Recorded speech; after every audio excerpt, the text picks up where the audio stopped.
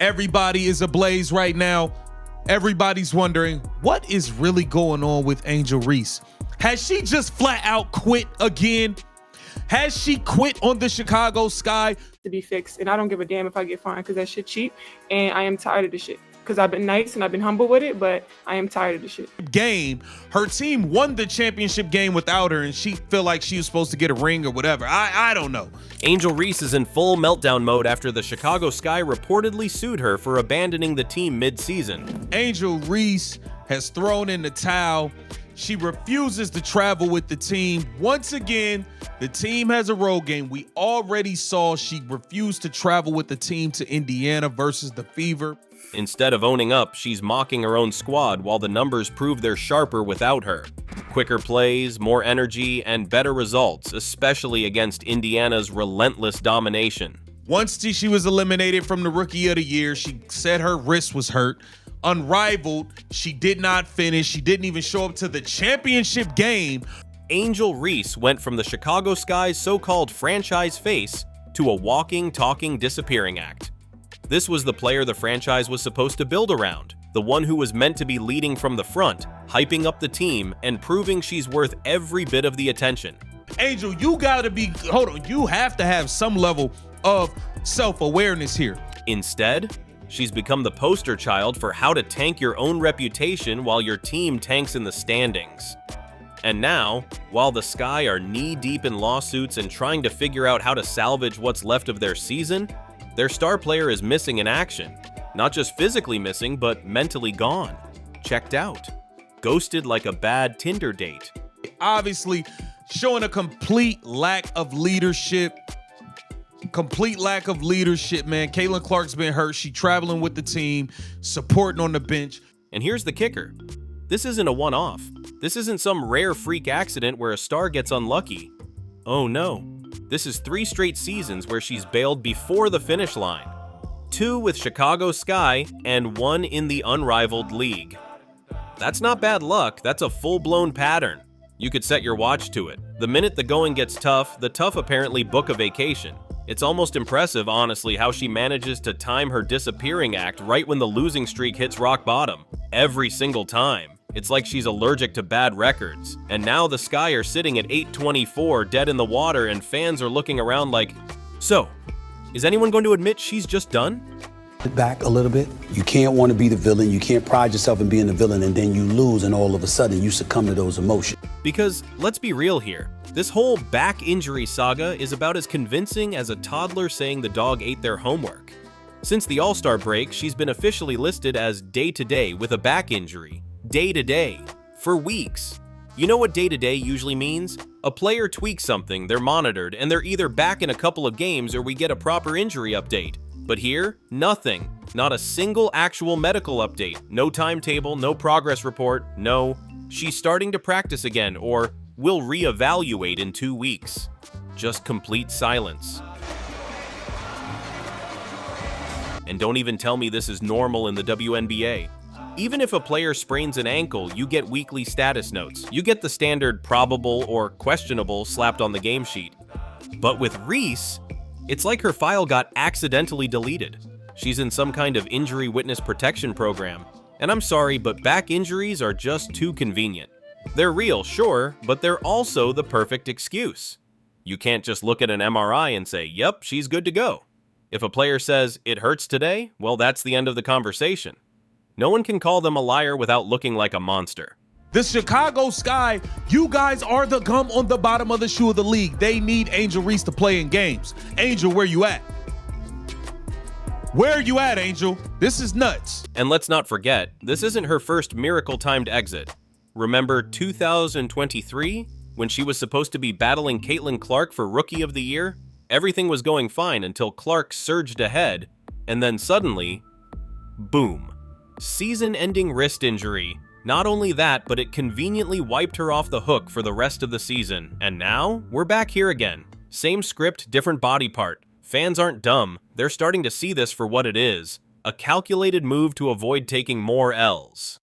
If the team's going down, she's not going down with it.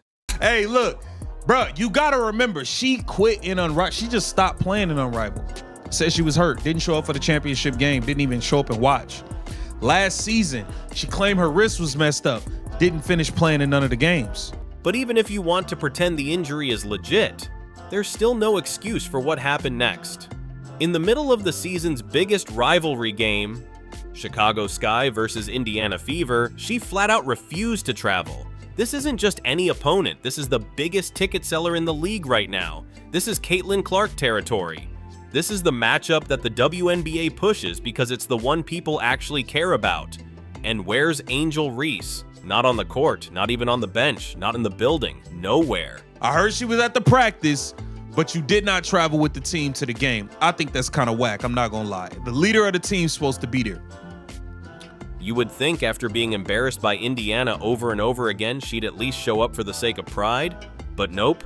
The Fever have absolutely owned Chicago, going 7-1 against them over the last 2 seasons. That's not a rivalry, that's a one-sided beatdown. If there was ever a game where a team needed its star to at least sit courtside and clap for her teammates, this was it. But instead, she was MIA. Again. The Indiana Fever are 7-1. I repeat, the Fever are 7-1 in 2 years against the Chicago Sky. And here's where it gets extra shady. She's clearly capable of traveling. We've all seen her show up to non-game events. She was smiling for cameras and soaking up attention at All-Star Weekend not that long ago. No back issue there, apparently. But when it's time to actually support the team in a real game, suddenly the travel is too much. I mean, come on. At least make the effort to show up and fake it for the cameras. That's PR 101.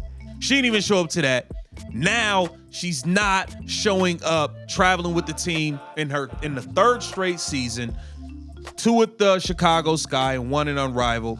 It is becoming a pattern. Caitlin Clark, by the way, has a legitimate groin injury, one that you can trace to an actual moment on the court, and yet she's still traveling with her team, still suiting up on the bench in her warm-ups, still cheering her teammates on and helping break down plays during timeouts. That's what leadership looks like. And then you look at Reese, who can't even be bothered to put on some sweats and sit courtside. It's not just a bad look, it's career suicide level optics. It's not about black and white. It's about that white player and that black player. Why? Because of the history that they had before they came to the WNBA. Because let's be honest, the fans aren't getting injury reports. They're not seeing rehab videos. They're not getting even a hint of progress. All they see is their star player vanishing in the middle of a season and refusing to show up for the games that matter most. And in a league where image is everything, that's about the dumbest move you can make. It's one thing to not be able to play, it's another to not even try to look like you care. When a star player is hurt, the bare minimum is showing up, being engaged, and making sure the fans and the team know you're still in it with them. But Reese? She's not just skipping games, she's skipping the role of leader entirely, and fans aren't stupid. They see it, they talk about it, they roast it online, and every time she ducks another big game, that narrative gets stronger. Chicago Sky, you quit. You quit. You threw in the towel. Once you realized you never stood a chance, to be honest, with Caitlin Clark for that Rookie of the Year. The PR disaster here is monumental. Instead of seeing their franchise face fighting through adversity, Sky fans see someone who has mentally left the building months before the season's over. And the more it happens, the more people start to believe she's never coming back. You can't sell tickets on a player who disappears every time the standings get ugly. And right now, that's the only thing Angel Reese is consistent at. Disappearing. Being honest, maybe more reason why she's out right now might be secretly shopping her. They're not secretly shopping her. You don't fake back injuries. You don't fake back injuries. Running from the grind, man. Chicago Sky at 8-24. Lawsuits hanging over the franchise. The supposed leader sitting at home. And the rest of the league watching this train wreck in real time. If there's a faster way to burn through goodwill, I haven't seen it. And the worst part, this isn't some shocking turn of events. This is the same movie we've seen for 3 straight seasons. Same timing, same excuses, same result. And everyone's finally starting to say out loud what they've been thinking for a while. Maybe the Sky aren't the only ones done for the season. Maybe they're just done with her. Like, she is asking for a trade. or she's at least implying she wants to be traded. Because at the end of the day, you just never know. Then came the inaugural unrivaled season, and you'd think she'd want to stamp her name on history. New league, fresh stage, chance to dominate. But nope. Same script, different setting. She quit before the championship game, didn't even bother showing up in street clothes to support the team. Her squad went on to win without her, and she was nowhere to be seen. How do you claim you're a competitor and then ghost your own team on the biggest night of the season?